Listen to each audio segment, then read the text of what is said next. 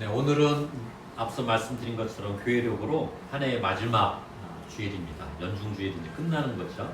이 마지막 주일을 왕이신 그리스도 주일이다 이렇게 명을 하고 있습니다. 그리고 이제 다음 주부터는 대림 첫 주가 되는데 우리 그리스도인들에게서는 대림 첫 주가 이제 새로운 한 해의 시작이 되는 겁니다. 우리가 기다리는 예수 그리스도를 다시 기다리는 그런 마음으로 한 해를 이제 시작을 하는 것이죠. 왕이신 그리스도주의라 이렇게 명한 이유는 저도 이제 오늘 본기도 하기 전에 말씀을 드렸습니다만 우리의 주인이 되는 왕은 누구다? 예수 그리스도다. 이걸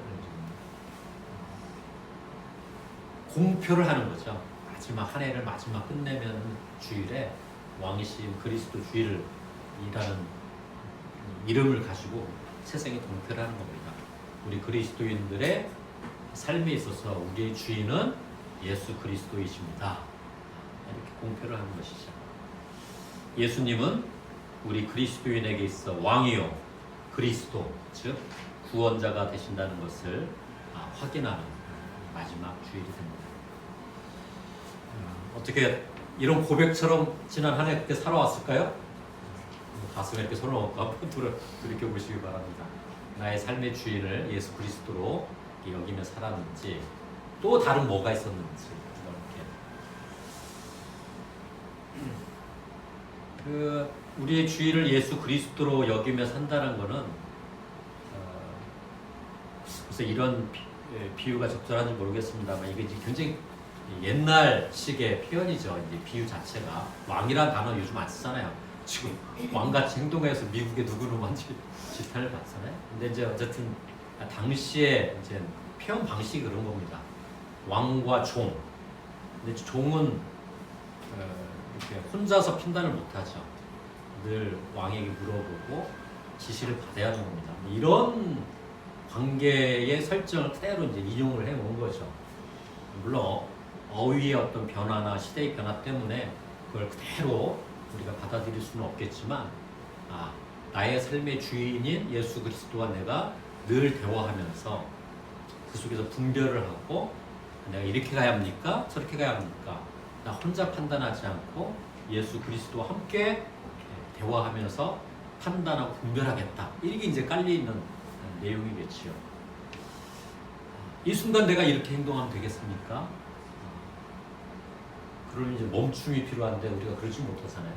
그냥 먼저 행동하고 이거 또 이랬구나 이런 건데 그리스도인으로 산다는 거는 그 순간 멈추고 다시 한번 묻고 응답을 기다리고 이런 것들이 필요한 거겠죠. 새로운 한 해를 준비하는 다시금 우리의 삶의 주인이 예수 그리스도임을 확신하며 살아가는 우리가 되기를 거듭 소망합니다. 오늘 복음 말씀을 들으면서 유독 제 마음 또 우리들의 마음을 불편하게 하는 단어들을 접하게 됩니다. 복음 말씀 잘 들으셨죠? 우리 마음을 불편하게 하는 단어. 첫 번째 어떤 단어가 떠올랐나요? 조롱이라는 단어가 있죠. 조롱. 희롱이라는 단어도 있습니다. 희롱. 빈정거림, 이런 단어도 있고 모욕이라는 단어도 오늘 복음 말씀에는 등장을 하고 있습니다. 이런 조롱, 희롱, 빈정, 모욕 이 단어의 뜻이 뭐냐? 굳이 말씀드리지 않아도 여러분 다 아실 겁니다. 우리의 마음을 불편하게 하는 말들이죠. 그런 건 틀림없습니다. 오늘 누가복음 23장 35절의 말씀입니다. 사람들이 곁에 서서 쳐다보고 있는 동안 그들의 지도자들은 예수를 보고 이 사람이 남들을 살렸으니 정말 하느님께서 택하신 그리스도라면 어디 자기도 살려보라지 하며 조롱하였다. 이렇게 표현하고 있습니다. 어쨌든 예수님이 수많은 병자들을 고쳤잖아요. 나자로는 죽었는데 살렸잖아요. 야, 너가 그렇게 살았으니 너 자신을 한번 살려봐라 라고 조롱을 합니다. 누가 조롱을 하나요? 그들의 지도자라고 여기는 표현되어 있습니다. 그들의 지도자. 그들의 지도자가 누구겠어요? 당시에 유대 종교를 이끌고 있던 종교 세력, 종교 지도자들을 말하는 것이겠죠. 당시 하느님을 그 누구보다도 제일 잘 알고 있다는 그러한 존재들에 의해서 예수님은 조롱을 당하고 있는 것이죠. 물론 당시의 종교 지도자들이 다 그랬느냐? 그렇지 않습니다. 이제 그 종교 지도자들 중에 밤에 몰래 와서 예수님하고 대화하는 존재가 있죠. 누구죠? 니고데모. 니고데모는 아마 그 순간에 어딘가 숨어서 울고 있었을 것 같아요. 왜 이렇게 용기가 없지? 아니다라고 얘기를 했어야 하는데 예수님을 저렇게 죽게 놔뒀구나. 나도 같이 따라 죽을까? 용기가 없어서 예수님이 죽는 그 순간 그 근처에 가지도 못하고 골방에 들어가서 막 울고 있었을 것 같아요. 그런 종교 지도자들도 있었죠. 그러나 대부분의 종교 지도자들은 십자가에 달린 예수를 조롱했다고 성경은 증언하고 있습니다. 36절, 37절의 말씀도 이렇습니다. 군인들도 또한 예수를 희롱하면서 가까이 가서 신포도주를 권하고 내가 유다인의 왕이라면 자신이나 살려보라 하며 빈정거렸다. 희롱하고 빈정거렸다. 이런 표현이 등장합니다. 십자가에 달린 예수를 희롱하고 빈정거린 존재가 누구예요? 이것은 군인들이죠. 군인. 원래 군인이란 존재는 왜 등장했을까요? 옛날에는 상비군이 없었죠. 그냥 농사 짓다가 외부에서 어떤 적들이 쳐들어오면 야 무장해라 해가지고 이제 자기가 사용할 수 있는 무기를 들고 방어를 했었죠. 그렇게 해서 군인이 형성이 된 거죠. 그렇죠? 내 이웃의, 내 자신은 물론 내 이웃의 생명을 지키기 위해서 군인이 등장을 한 것이죠. 그러나 그런 본래의 뜻을 상실한 군인은 어떻게 됩니까? 누군가의 지시를 받아서 누군가의 생명을 해치는 살생의 무기가 되지요. 뭐 그런 사례는 너무나도 많습니다. 사실상 제가 순례를 시작하게 된 게 동학 농민 전쟁 이게 이제 피부로 와 닿아서 그때부터 순례를 하기 시작을 했는데 여러분도 잘 아실 겁니다. 지금도 한 130년 전이죠. 수많은 농민들이 옷이라도 제대로 입었으면 그렇게 안 죽었을 텐데 그 부적 하나 써준 거 그냥 그 앞에 달고 한양으로 오다가 무금치라는 국에서 다 죽잖아요. 일본군 일개 소대 병력에 의해서. 근데 일본군만 거기 있었느냐? 그렇지 않아요. 그 옆에 조선군인들이 있었습니다. 조선군이 쳐다보고 있는 거죠. 수많은 농민들이 죽었습니다. 일본군에 의해 죽임을 당하던 농민들을 그 조선 군인들은 어땠나요? 넋놓고 보고 있는 거죠. 또 어떤 군인들은 조롱하고 빈정거렸습니다. 그래, 그냥 집에서 농사나 짓지 너희 뭘 안다고. 그러나 그렇게 그 자리에 있던 군인들 중에는, 조선 군인들 중에는 순간 부끄러움을 느끼고 내가 이러려고 군인이 됐나 하면서 병영을 이탈하고 만주로 떠나서 자기 자신은 물론 내 이웃들의 생명을 지키는 일에 뛰어든 그런 군인들도 있습니다. 39절의 말씀 또 이렇습니다.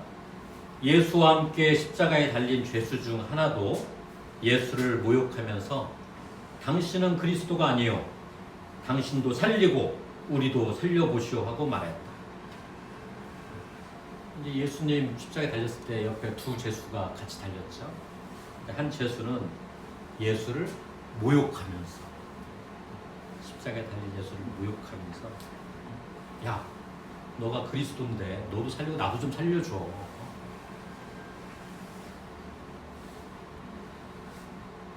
이게 십자가에 달릴 정도의 죄수였으니까 굉장히 큰 죄를 범한 죄수였으면 틀림없습니다. 뭐 그 죄수가 누구였다 이렇게 해석들도 많은데 큰 죄를 지은 거는 틀림없는 사실일 겁니다.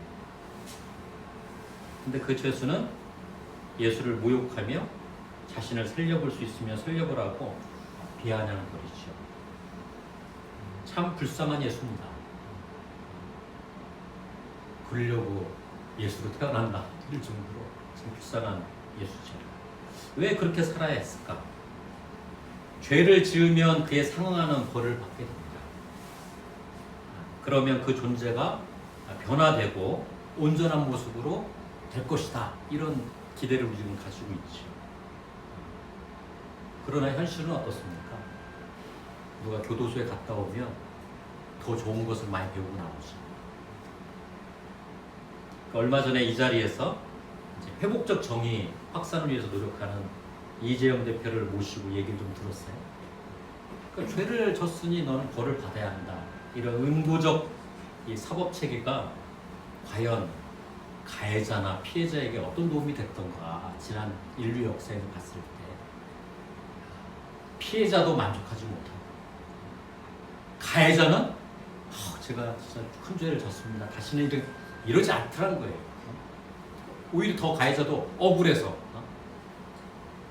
이러면서 이제 회복적 정의를 얘기를 하는 분인데 예수님 옆에 달린 그 죄수는 어떤 죄로 십자가에 달린 예수를 모욕하고 있었을까? 오늘 복음 말씀은 예수님께서 십자가에 달리신 사건의 이야기죠. 지금으로부터 1000년이 2번, 그때로부터 1000년이 2번이 지난 거예요. 2번 지나기 전에 있던 일입니다. 그럼 오늘날은 어떨까?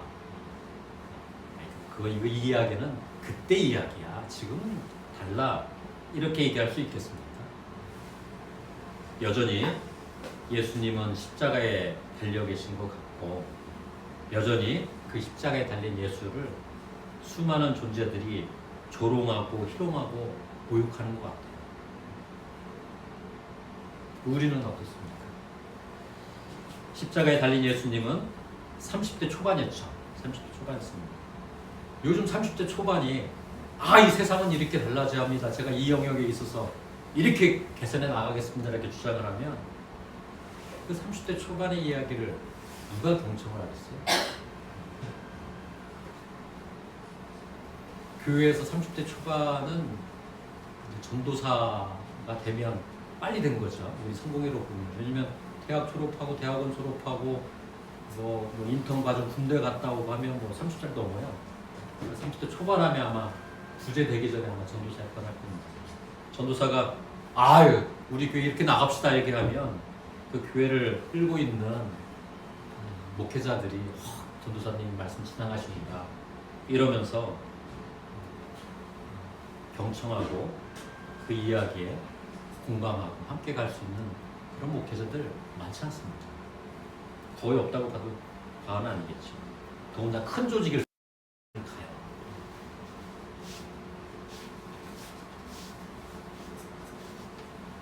그런 마음을 가지고 법률가가 되고 정치되고 의료인이 되면 그 눈으로 십자가에 달린 예수는 어떻게 보이겠습니까? 너가 하는 일이 밥 먹여주냐 하면서 희롱을 하겠죠. 이게 이제 예수님의 십자가 사건 이후 2번의 1000년이 지났지만 여전히 우리가 마주하는 현실수가 있는 겁니다. 제가 단정지치는 못하겠어요. 그러나 그런 현실로 느껴집니다. 이 시대 죄인들 역시 저는 예수님을 모욕하고 있다고 봅니다. 여기서 말하는 죄인들이란 살인, 도둑, 사기와 같은 범죄를 저지른 존재들을 말하지 않습니다. 하느님 없이 난 살 수 있어 라고 생각하는 또 그런 생각을 품고 있는 존재들을 저는 죄인이라고 부르고 싶습니다. 성경이 가르치는 죄인의 원초적 의미가 그겁니다. 하느님 없이 난 살 수 있어.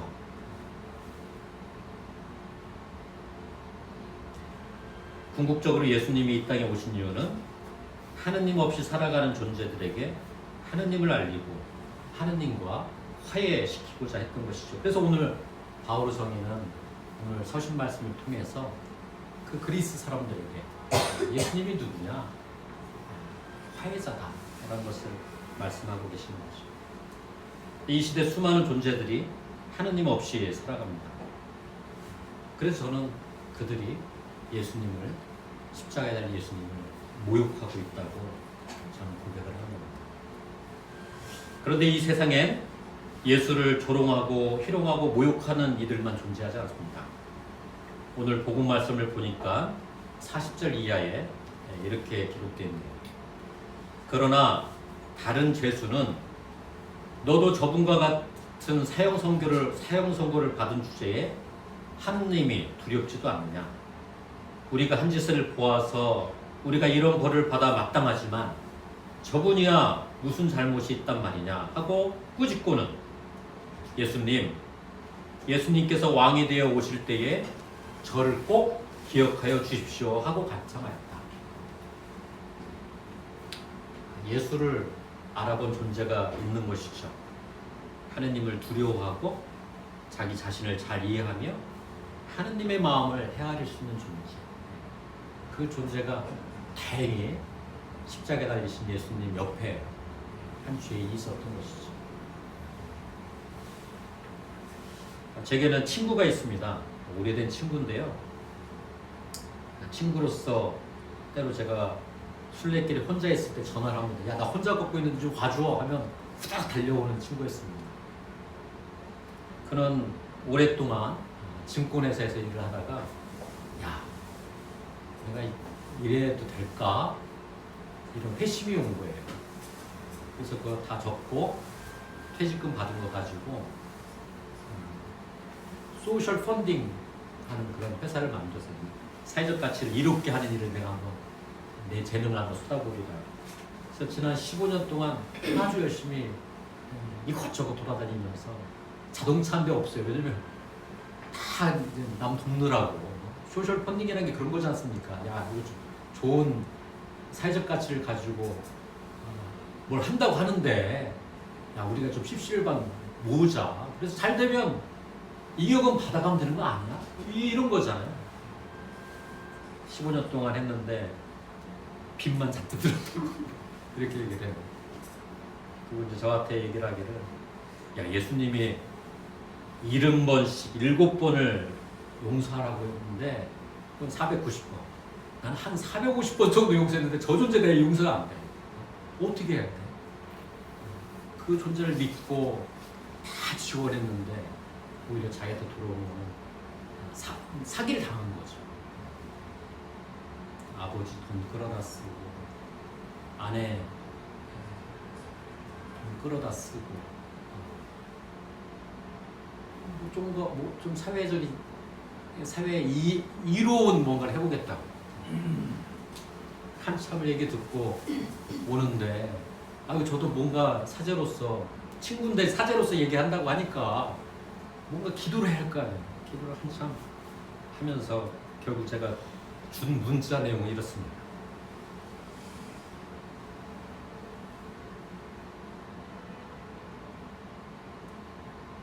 주님, 그에게 감당할 수 있는 시련만 주십시오. 그리고 이제 제가 그칠 것 같아. 야, 너는 작은 예수다. 그렇다고 네가 작은 예수로 살아왔던 것을 포기해서야 되겠냐. 이런 문자를 딱 줬는데 너무 고맙다고 하고 그 문자가 또 왔다는 걸 저한테 보여주더라고요. 어떻게든지 내가 갚아보겠습니다. 이런 문자를 그 위에 받아두라고 하면서 주시더라고요.